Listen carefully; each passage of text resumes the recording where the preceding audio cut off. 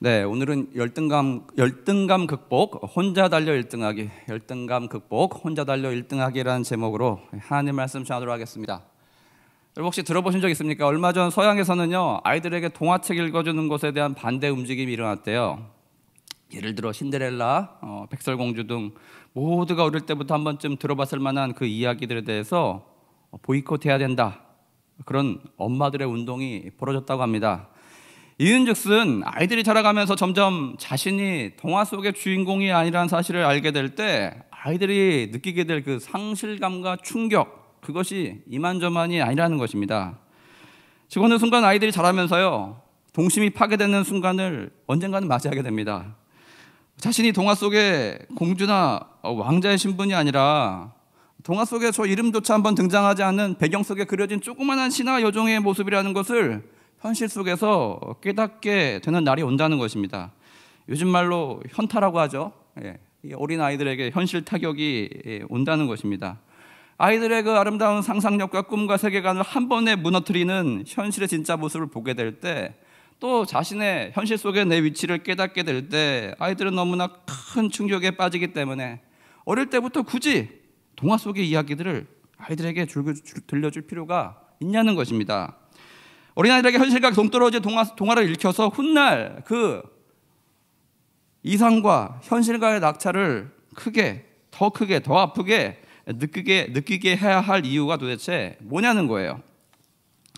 그래서 여러분 우리가 한번 고찰해 봐야 될 엄마들의 혁명적인 동화 거부 운동이 이러한 적이 있어요. 여러분 어떻게 생각하세요? 동화를 읽혀야 된다라는 옹호론자입니까? 아니면 맞다, 읽히지 말아야 된다, 그럼 반대론자입니까? 아니면 이도저도 아니게 적당히 타협해서 그러면 현실을 좀 많이 담고 있는 잔혹동화를 읽혀야 된다, 제3의 길을 선택하시겠습니까? 여러분 우리가 살고 있는 대한민국은요, 그 누구도 부정할 수 없이 경쟁을 아름다운 것으로 묘사하고 있습니다.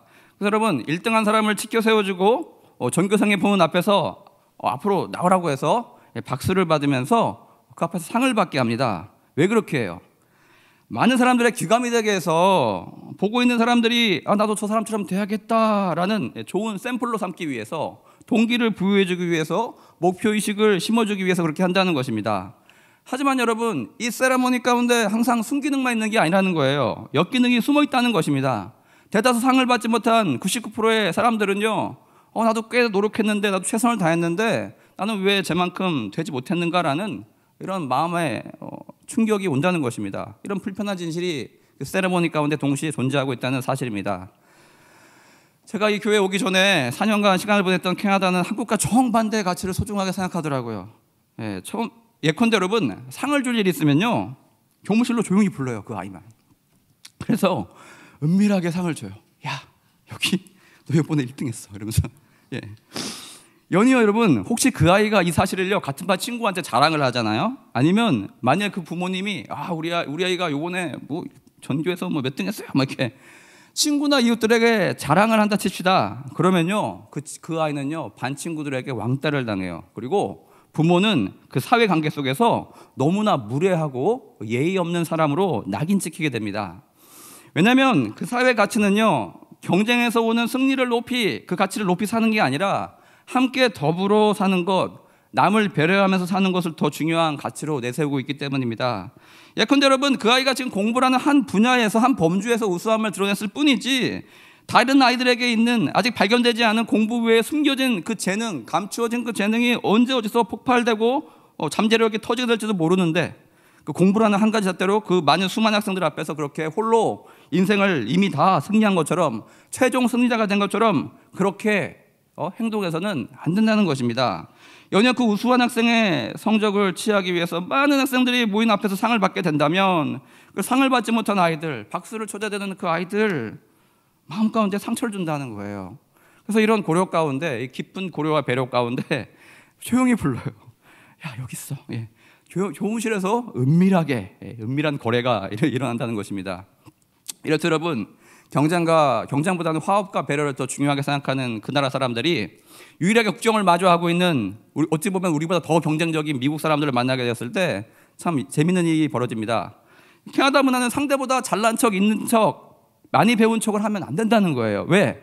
자기 특정 분야의 강함이 의도하지 않게 누군가에게 상처를 줄 수 있다는 상대에 대한 깊은 배려심이 그 문화 가운데 녹아있기 때문입니다. 어찌 보면 여러분 그 나라 문화가 우리 교회가 추구하는 가치에 더 가까워 보이기도 해요. 자신의 강함을 자랑하지 말라는 거예요. 오히려 그 강함으로 남들을 섬기라는 것입니다. 그래서 여러분 캐나다 사람이 진짜 실력이 100이라 치면 자기의 능력을 어떻게 얘기하냐? 저는 80밖에 안 돼요 라고 이렇게 소개합니다. 그게 그 나라의 예의이자 미덕이에요. 근데 미국은 경쟁을 아름답게 여긴 나라다 보니까 진짜 실력이 100이면 어떻게 자신을 소개합니까? 저는 120입니다. 120짜리입니다. 여러분 이걸 무조건 거짓말이다, 뻥이다, 이렇게 위선이다 그렇게 얘기하기보다는 미국 문화는 이런 것 같습니다. 두려움이 있어도 어려움이 있어도 저는 더 해낼 수 있습니다. 저는 이런 의욕이 있고 적극성이 있습니다. 자신에 대한 어필로 그렇게 이야기한다는 것입니다. 따라서 여러분 능력치가 똑같은 100과 100인 캐나다, 미국 사람이 만나다 칩시다. 둘이 영어로 하니까 말이 잘 통하겠죠. 근데 여러분 그 둘은 서로에 대해서 아주 기분 나쁘게 여긴다는 것입니다. 먼저 캐나다 사람들이 보기에 미국 사람 저 능력이 100밖에 안 되는 것 같은데 자기 맨날 120이라고 우겨요. 너무 허풍스럽고 겸손이나 미덕은 눈에 씻고 쳐다봐도 볼 수 없고 너무 무례한 사람으로 보인다는 것입니다. 반대로 미국 사람이 캐나다 사람들을 볼 때 실제 능력이 100인데도 자꾸 80밖에 안 된다고 얘기하기 때문에 저 사람들은 자신감도 늘 없어 보이고 좀 어리석어 보이고 좀 촌뜨기 같아 보인다는 것입니다.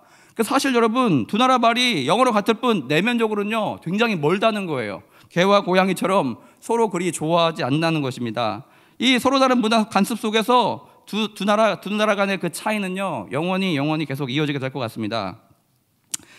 여러분 지금까지 동화 속 이야기부터 시작해가지고 북미 두 나라 문화 차이에 대해서 한번 살펴봤는데 오늘 이 새벽에 우리가 같이 한번 생각해봐야 될 것은 아무리 잘난 사람이라고 해도 언젠가 꼭 한번 겪게 되는 인생의 문제, 이 문제에 대한 질문입니다.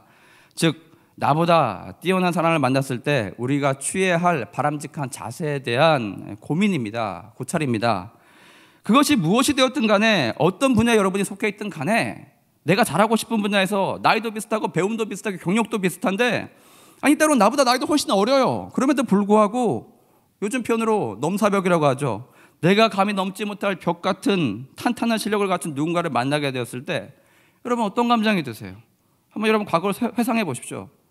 요즘 음악 천재라 불리는 헨리가 유튜브 방송을 하나 운영하는데 어린 음악 신동을 소개하는 채널을 운영하고 있어요. 6살짜리 아이가 자기보다 피아노를 더 잘 치니까 이 천재란 소리를 듣는 헨리가 좌절하더라고요. 여러분 그렇게 내가 대부분 갖고 싶은 것을 남이 다 가져가서 혼자 만끽하는 것을 보게 된다면 그 누구나 자존감이 찾아오게 된다는 것입니다. 왠지 동화 속 왕자의 자리를 누군가에게 그 공주의 자리를 내가 절대 뺏기고 싶지 않은데 강제로 빼앗긴 듯한 그런 박탈감이 찾아올 것입니다. 내가 그 자리에서 내려올 마음이 전혀 없어요. 나의 왕관을 누구에게 씌워줄 마음이 넘겨줄 마음이 없는데도 불구하고 자꾸 여러분을 왕자 가운데 내려오라 그렇게 소리치는 것을 여러분은 누구나 한 번쯤 경험해 보셨을 것입니다. 이때 우리의 마음을 지키고 우리 인생을 올바른 방향으로 이끌어줄 수 있는 여러분 성경적인 방법은 무엇이겠습니까? 한번 생각해 봅시다. 첫 번째로 여러분 우선 나보다 강한 누군가를 만났을 때 내가 원하는 자리를 찬탈당한 듯한 느낌을 주는 누군가를 만났을 때 우리는 그 무엇보다 여러분 마음의 중심을 잘 지켜야 됩니다.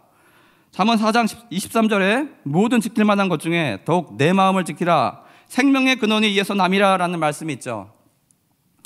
제 가까운 친척 중에 여러분 충남 공주에서 중국집을 운영했던 부모님 밑에 자란 두 형제가 있었어요. 둘 다 어려서부터 너무 총명하고 공부를 잘한다고 집안의 기대주였어요. 지금 어떤지 모르겠지만 공주에서 서울대를 한때는 많게는 30명까지 보냈던 공주사대보고라는 명문고가 있었습니다. 지금도 있죠. 충남 지역에 인재들이 모이는 그런 학교예요. 근데 형이 먼저 들어가서 공부를 꽤나 잘해서 고려대학교 인문학부에 들어가게 됐습니다. 근데 여러분 소문에 듣자니 동생인 당시 중학생이었던 이 동생이요 형보다 공부를 훨씬 잘한대요. 이 친구는 전교에서 1, 2등을 한 번도 놓치지 않는 수재란 소리를 듣고 있대요. 저랑 5천벌이었는데 그 동생을 제가 직접 한번 만난 적이 있습니다. 걔가 이렇게 얘기하더라고요. 자기 형이 이번에 겨우 고대밖에 못 갔다 이러면서 자기는 반드시 서울대 갈 거고 나중에 유학 가서 MIT에 박사까지 돼서 세계적인 수학자가 되겠다 이런 당찬 꿈을 이야기하는 것을 들어봤습니다. 여러분 이게 그냥 호기로웠던 게 아니고요. 이 친구가 얼마나 어렸지만 비범해 보였냐면 당시 중학생이었던 이 아이는 매일 아침 새벽 5시에 일어나가지고 겨울에도 일부러 찬물로 머리를 감는데요. 왜? 정신이 팍 들게 만들기 위해서. 그리고 공부를 시작한대요. 저는 그 이야기를 들으면서 무슨 옛날에 일제한테 고개 숙이기 싫어서 매일매일 꼿꼿이 서서 세수했다는 단재 신치호 선생님 생각이 났어요.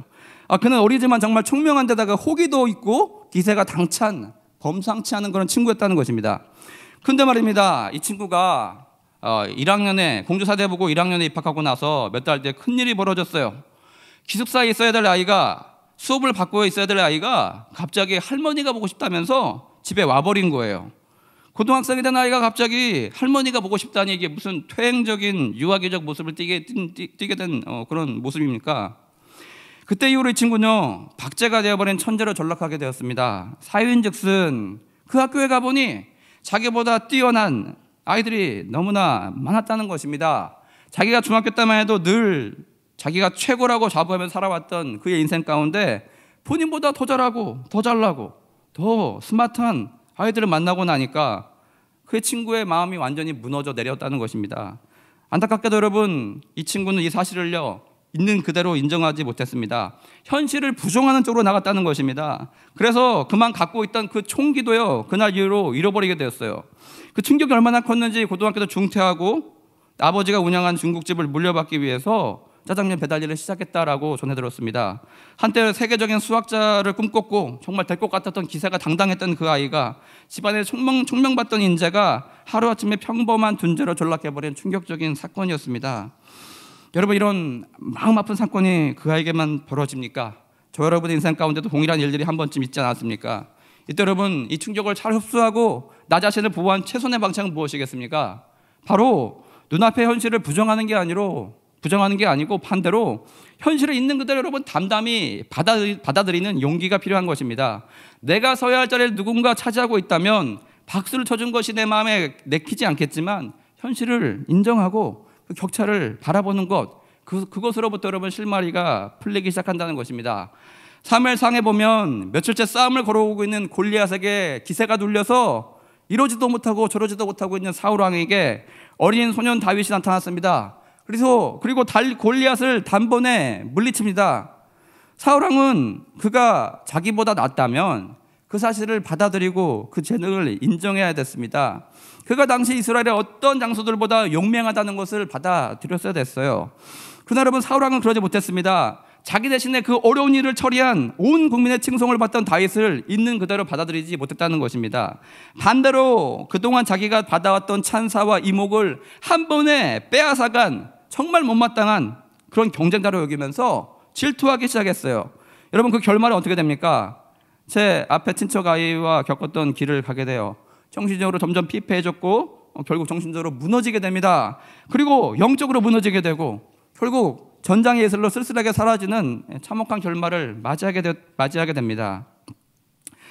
둘째, 여러분, 있는 현실을 그대로 받아들인 이후에 자신보다 강한 상대를 인정한 이후에 어떻게 됩니까? 그 간극을 줄이기 위해 우리는 노력해야 됩니다. 더 강한 자에게 배울 점이 무엇이 있는지, 과연 그와 나의 차이는 무엇인지 철저히 묻고 관찰하고 분석해야 됩니다.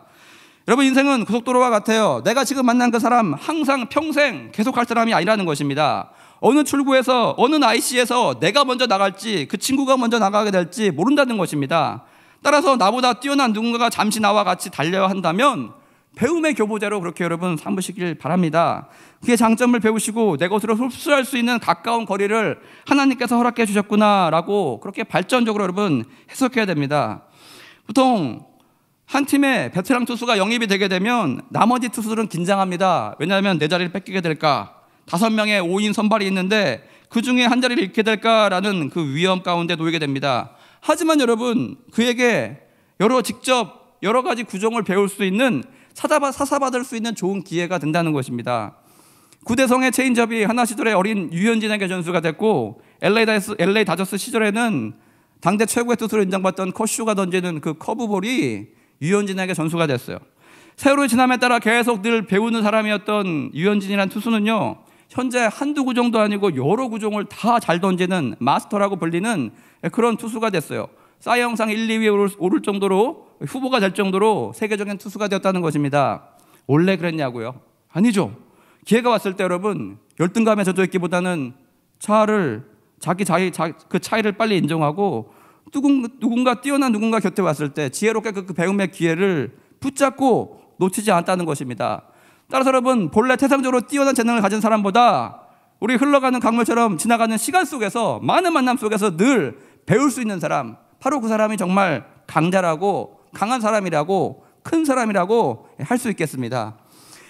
여러분 바울은 늘 사역을 하면서도요 사도권에 대한 추궁을 많이 받아야 됐습니다. 즉 예수께 살아계실 때 친히 제대로 세움을 받았던 그 사도의 칭호가 과연 당신에게 가하냐, 그런 일반적인 편견과 생각과 계속해서 맞서 싸워야 됐습니다. 그래서 바울은요 서신서에 보면 공통적으로 꼭 등장하는 문구가 있습니다. 예컨대 로마서 1장 1절에 예수 그리스도의 종 바울은 사도로 부르심을 받아 하나님의 복음을 위하여 택정함을 입었으니, 늘 이렇게 바울은요 그의 편지를 시작하면서 나는 사도로 부름을 받았다, 하나님께서 나를 부르신 것이 맞다, 자기 사도권에 대한 확증을 전면에 내거는 것으로 모든 편지를 동일하게 시작하고 있다는 것입니다. 바울은 다메섹 도상에서 예수의 영을 만난 이후에 회심을 하게 되고 사도의 일에 본격적으로 뛰어들게 됩니다. 바울은 어떻게 당신이 사도냐라는 질문에 주눅들기보다는 당시에 공적으로 사도라고 인정받던 사람들을 만났다는 거예요. 갈라디아서 1장 18에서 19절 보시면 그 3년 만에 내가 게바를 방문하려고, 베드로를 방문하려고 예루살렘에 올라가서 그와 함께 15일을 머무는 동안 주의 형제 야고보 외에는 다른 사도들을 보지 못하였노라. 이렇듯 여러분 바울은요 교회가 있을 때마다 예루살렘에 방문해서 예수께 직접 대면해서 배웠던 제자들을 만나고 교류하면서 저들에게 배우려 했다는 것입니다. 바울은 저들에게 예수께서 잡히시던 날 밤에 행하셨던 성만찬에 대해서 들었습니다. 예수께서 하신 말씀이 과연 무엇이었는지 배워 알게 되었습니다. 여러분 그리고 그것을요 자신의 것으로 체득했어요. 삼아버렸어요. 고린도전서 11장 보시면 마치 바울이 그 자리에 육신으로 있었던 것처럼, 예수와 함께 있었던 것처럼 복음을 전파하는 그 증언 가운데 사람들에게 이렇게 이야기합니다. 고전 11장 23절 보시면 내가 너에게 전한 것은 주께 받은 것이니 곧 주께서 잡히시던 날 밤에 떡을 가지사 축사하시고 떼어 이르시되 이것은 너희를 위하는 내 몸이니 이것을 행하여 나를 기념하라 하시고, 식후에 또한 그와 같이 잔을 가지고 이르시되 이 잔은 내 피로 세운 새 언약이니 이것을 행하여 마실 때마다 나를 기념하라 하셨으니. 여러분 이렇듯 바울은요 객관적으로 인정하는 사도의 전통적인 카테고리에 들지 않는 사람이었습니다. 하지만 그것 때문에 주눅이 들거나 열등감으로 위축되어 있지 않았다는 것입니다. 오히려 실제 대면에서 예수님을 알았던 그 사도들과 만나면서 예수님에 대해서 듣고 배우기를 소망했다는 것입니다. 연이어 자신에게 부재한 경험으로 인해서 그의 사역이 축소됐습니까? 사역의 동력이 떨어졌습니까? 아니죠. 예수께서 영으로 자신을 불러주신 게 맞고 만나주신 게 맞고 자기의 부여주신 그 사명에 집중했습니다. 그래서 여러분 그 누구도 하지 못한 최초의 선교사로 이방인을 향한 말씀의 전파자로 부름받아서 어떠한 사도들보다 더 큰 일을 그가 결국 해내게 되었다는 것입니다. 즉 후발주자였어요. 늦게 시작했어요. 대면에서 예수를 아는 지식도 없었어요. 육신으로 만난 경험도 전무했습니다. 하지만 그가 받은 은혜와 그가 받은 부르심 가운데 사도로서의 정체성을 스스로 세워갔다는 것입니다. 그리고 누구보다 왕성하고 아름답게 뛰었다는 그 사실을 여러분 기억하시길 바랍니다. 여러분 가깝고도 먼 나라 일본을 보십시오. 역사 속에서 늘 한국과 중국에 뒤쳐져 있던 그 나라, 이상하게 이 나라가 단번에 두 나라를 추월했던 일이 근현대사에 벌어지게 됐습니다. 누군가 이렇게 얘기합니다. 일본은 운이 좋았다. 미국이라는 신사의 나라가 와서 저들을 개항시켰기 때문이다. 반대로 이리 때와 같은 열강들이 수탈하면서 강제 개항당한 중국과 한국의 경우가 달랐기 때문에 저들은 운이 좋았다. 이렇게 이야기할 수도 있겠습니다. 그러나 여러분 일본은 서구 문명에 대한 개항 이전의 태도가 굉장히 달랐습니다. 일본에는 화란어, 즉 네덜란드어를 할 수 있는 사람이 굉장히 많았습니다. 읽고 쓸고 말할 수 있는 사람이 굉장히 많았다고 합니다. 그러나 여러분 동시대 중국에는요 일본보다 더 큰 규모의 무역이 네덜란드 사이에서 벌어지고 있었지만 화란어, 네덜란드 말을 할 줄 아는 사람이 거의 전무했대요. 즉 일본은요 자기 자신의 문화가 뒤떨어져 있기 때문에 배워야 한다는 의지가 강했습니다. 그래서 내가 저들의 말을 배워서라도 알아야겠다라는 그런 의지가 강했다는 것입니다. 근데 여러분 중국은 중화사상에 물들어 있어서 세계 중심 국가가 중국인데 자신들이 외국의 문물을 그렇게 언어까지 배워가며 습득해야 되냐, 그 필요성을 전혀 느끼지 못했다는 것입니다. 그렇게 보낸 50년의 세월이, 100년의 세월이 여러분 근현대사에 큰 차이를 가져오게 됩니다. 현실에서 그 차이를 겸허하게 인정하고 받아들이기 힘썼던 일본은요, 근현대화의 속도가 그 누구보다 빠르고 강력했습니다. 반대로 중국은 배우기 힘쓰지 않았고 자존심만 내세우다가 세계 열강의 국토가 분할 통치당하는 그런 쓴맛을 보게 됩니다. 결국 또 일본에게까지도 영토를 빼앗기는 수치를 당하게 됐다는 것입니다. 끝까지 사과할 줄 모르는 일본, 참 미운 나라입니다. 하지만 여러분, 역사 속에서 자기를 낮추고 늘 겸허하게 배우려 했던 그 모습만은 우리가 담기를 원합니다. 따라서 여러분, 누군가 나보다 더 뛰어난 것을 가지고 있을 때 여러분 그 현실을 부정하지 마십시오. 그 객관적인 차이를 여러분 인정하세요. 그 간극이 무엇이든지 면밀히 파악하고 배움으로써 여러분 그 거리를 점점 줄여가시기를 힘쓰시기 바랍니다. 그것이 열등감이라는 부정적인 감정을 여러분 화차의 석탄과 같이 우리 인생을 앞으로 힘차게 나아가게 만드는 바로 원동력으로 바꾸는 지혜라는 것입니다. 여러분, 마지막으로 세 번째, 혼자 달려 1등하기 전략입니다. 그 간극, 결국 넘사벽, 넘지 못할 간극 극복하지 못하여도 괜찮다는 것입니다. 가장 강한 사람은 누구이겠습니까? 여러분, 꼭 남들만의 경쟁 가운데 이기고 승리하고 1등하는 그런 자리를 차지하는 사람이 아니라는 것입니다. 자기에게 주어진 자신만의 경기 레이스를 끝까지 성실하게 잘 마치는 사람이라는 것입니다. 오늘 같이 읽은 요한복음 21장 21절 보시면, 이에 베드로가 그를 보고 예수께 여짜오되 주님, 이 사람은 어떻게 되겠사옵나이까? 라고 곁에 있던 요한의 인생의 결말이 어떻게 나게 될지 궁금해하면서 예수께 질문했습니다. 근데 예수님께서 주신 말씀이 우리 비교의식과 열등감을 극복하는 데 큰 도움이 된다고 생각합니다. 22절 보시면, 내가 올 때까지 그를 머물게 하고자 할지라도 내게 무슨 상관이냐? 너는 나를 따르라. 내게 무슨 상관이냐? 너는 나를 따르라. 즉, 같은 복음 전파에 있어서 부르심을 받은 몸이라도 각자의 쓰임새가 틀리고 각자 맡게 될 사역의 차이가 있다는 것입니다. 그것을 주관하시는 분은 우리 주님이시고 각자의 은사와 특색에 맞게 적재적소에 하나님께서 우리를 배치하시고 우리를 사용하실 것이란 바로 그 사실입니다. 따라서 여러분, 누가 앞서고 누가 뒤에 서 있다고 생각하는 것은 우리 인간적인 기준에서 생각하고 느끼는 그 차이일 뿐입니다. 하나님의 관점에서는요, 그 모든 한 명 한 명의 움직임이, 한 명 한 명의 삶이 너무나 소중하다는 것입니다.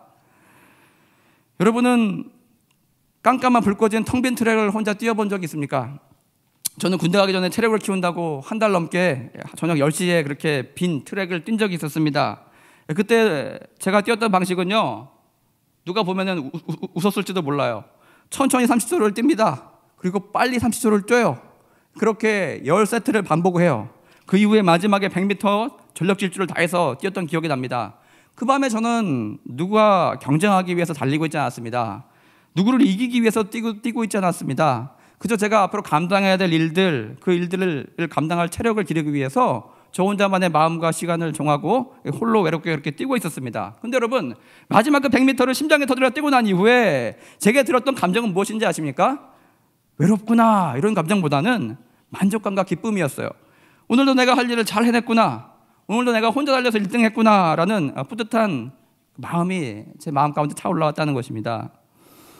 여러분, 한국엔 잘 알려지지 않았지만 밴쿠버에 보면은 버나비 산에 한 대학이 있습니다. UBC와 어깨를 나란히 할 정도로 정말 좋은 학교인데, 사이먼 프레이저 대학교가 있는데요. 그 중정에 가보면은 이 학교의 동문인 테리 팍스 동상이 있습니다. 그는 대학 시절 뛰어난 운동선수였습니다. 근데 여러분, 다리가 골육종이라는 병을 앓게 되면서 1977년도에 오른쪽 다리 골반 아래로 바로 이 아랫부분을 다 잘라내야 됐습니다. 그리고 의족을 끼게 됐어요. 운동선수였던 그에게 얼마나 큰 충격이겠습니까? 근데 여러분, 그의 병이 거기서 멈추지 않았고 암이 더 크게 전이되었습니다. 시한부 인생을 선고받게 되자 그는 결심을 해요. 1980년도에 3년 뒤에 자선 목적으로 희망의 마라톤을 시작하게 됩니다. 가만히 앉아서 내가 죽음을 기다리기보다는 희망의 마라톤을 통해서 모금도 하고 내 병도 극복해 보겠다. 남은 인생에 대해서 그 시간을 그 누구보다 의미 있게 보내겠다라는 결심을 하고 그렇게 달리게 됩니다. 캐나다 대서양 동쪽에서부터 시작해서 서쪽 태평양까지 북미 대륙을 가로지르는 그 달리기를요, 의족을 낀 채로 그렇게 시작하게 됩니다. 처음에는 그에게 아무도 주목하지 않았습니다. 하지만 그는 매일 공식 마라톤 정도의 거리를 달렸어요. 42.195km의 거리를 의족을 끼고 달렸습니다. 즉 매일매일이 혼자 달려 1등하는 그런 하루하루를 살게 되었어요. 근데 여러분, 시간이 지날수록 그의 마라톤에 사람들이 주목하기 시작합니다. 점점 그의 달리기에 방송인들, 정치인들, 기업가들이 동참하면서 점점 유명세를 타기 시작합니다. 그의 소원대로 여러분, 많은 기금을 방송을 타면서 모을 수가 있게 되었고 그렇게 성공적인 달리기가 이어지게 됐습니다. 하지만 안타깝게 그는 암이 폐까지 전이되면서 그의 달리기는 9개월 만에 중단되게 됐습니다. 마라톤을 통해서 질병을 극복하고자 했던 그 소망도 안타깝게 이어지지 못하게 됐습니다. 그러나 여러분, 오른쪽에 부착하고 달렸던 의적 부위에서 뛸 때마다 마찰력에 의해서 배어나왔던 스물스물 배어나왔던 그 핏자국과 같이 그의 인생의 그 이야기는요, 전 세계 많은 사람들의 마음을 지워지지 않은 진한 감동으로 그렇게 물들이게 되었다는 것입니다. 그는 자신보다 더 강한 육체를 지닌 사람들도 하지 못했던 그 일을 더 약한 지체를 지니고도 더 아름답게, 더 멋지게 해냈다는 것입니다. 그렇게 그는요, 홀로 달려서 1등하는 멋진 삶을 그렇게 살아냈다는 것입니다. 여러분, 초격차 경쟁 사회를 살아가는 우리 대한민국의 성도 여러분, 누군가의 성공을 많은 경우 박수치며 밑에서 바라봐야 하는 경우가 더 많은 저와 여러분, 비교의식 속에 열등감이 우리의 마음을 새까맣게 지배하려 찾아올 때 그 부정적인 감정의 노예가 되지 마시길 바랍니다. 현실을 직시하시길 바랍니다. 현실을 외면하고 시기와 질투로 가득 찼던 사울의 길을 여러분 걷지 마시고 자기 자신을 낮추시고 후발주자로 사도들에게 배우기를 맞이하지 않았던 그 바울이 걸어갔던 길을 여러분 걸어가시길 바랍니다. 남과 비교하다가 하세월을 보내고 좌절하고 쓰러지고 눈물 흘리는 그런 자신이 아니고 여러분, 하나님께서 여러분에게 주신 그 길만을 묵묵하게 아름답게 걸어가는 오늘 하루 되시길 바랍니다. 그렇게 함으로써 베드로와 요한의 사명이 극명히 달랐던 것처럼 각자 불거진 트랙일지라도 나 홀로 참여한 마라톤일지라도 매일매일 주어진 그 삶을, 그 사명을 묵묵히 최선을 다해 달려나가는 저와 여러분 되시길 주님의 이름으로 축원드립니다. 아멘. 다 같이 은혜 찬양하고 기도 나가겠습니다.